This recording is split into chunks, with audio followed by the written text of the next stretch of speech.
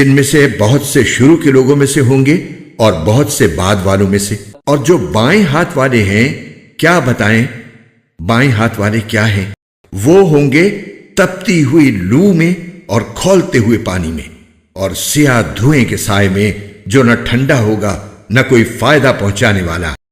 یہ لوگ اس سے پہلے بڑے عیش میں تھے اور بڑے بھاری گناہ پر اڑے رہتے تھے اور کہا کرتے تھے کہ کیا جب ہم مر جائیں گے اور مٹی اور ہڈیاں بن کر رہ جائیں گے تو کیا ہمیں دوبارہ زندہ کیا جائے گا؟ اور کیا ہمارے پہلے گزرے ہوئے باپ دادوں کو بھی؟ کہہ دو کہ یقیناً سب اگلے اور پچھلے لوگ ایک متعین دن کے طے شدہ وقت پر ضرور اکٹھے کیے جائیں گے۔ پھر اے جھٹلانے والے گمراہو، تم لوگوں کو ایک ایسے درخت میں سے کھانا پڑے گا جس کا نام زقوم ہے، پھر اسی سے پیٹ بھرنے ہوں گے، پھر اس کے اوپر سے کھولتا ہوا پانی پینا پڑے گا، اور پینا بھی اس طرح جیسے پیاس کی بیماری والے اونٹ پیتے ہیں۔ یہ ہوگی جزا و سزا کے دن ان لوگوں کی مہمانی۔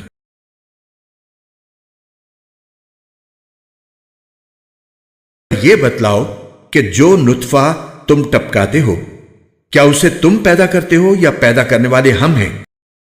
ہم نے ہی تمہارے درمیان موت کے فیصلے کر رکھے ہیں، اور کوئی نہیں ہے جو ہمیں اس بات سے عاجز کر سکے کہ ہم تمہاری جگہ تم جیسے اور لوگ لے آئیں اور تمہیں پھر سے کسی ایسی حالت میں پیدا کر دیں جسے تم نہیں جانتے، اور تمہیں اپنی پہلی پیدائش کا پورا پتہ ہے، پھر کیوں سبق نہیں لیتے؟ اچھا یہ بتاؤ کہ جو کچھ تم زمین میں بوتے ہو کیا اسے تم اگاتے ہو یا اگانے والے ہم ہیں؟ اگر ہم چاہیں تو اسے چورا چورا کر ڈالیں، جس پر تم بھونچک کے رہ جاؤ کہ ہم پر تو تاوان پڑ گیا، بلکہ ہم ہیں ہی بد نصیب۔ اچھا یہ بتاؤ کہ یہ پانی جو تم پیتے ہو کیا اسے بادلوں سے تم نے اتارا ہے یا اتارنے والے ہم ہیں؟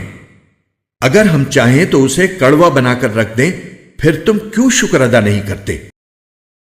اچھا یہ بتاؤ کہ یہ آگ جو تم سلگاتے ہو کیا اس کا درخت تم نے پیدا کیا ہے یا پیدا کرنے والے ہم ہیں؟ ہم نے ہی اس کو نصیحت کا سامان اور صحرائی مسافروں کے لیے فائدے کی چیز بنایا ہے۔ لہٰذا اے پیغمبر، تم اپنے عظیم پروردگار کا نام لے کر اس کی تسبیح کرو۔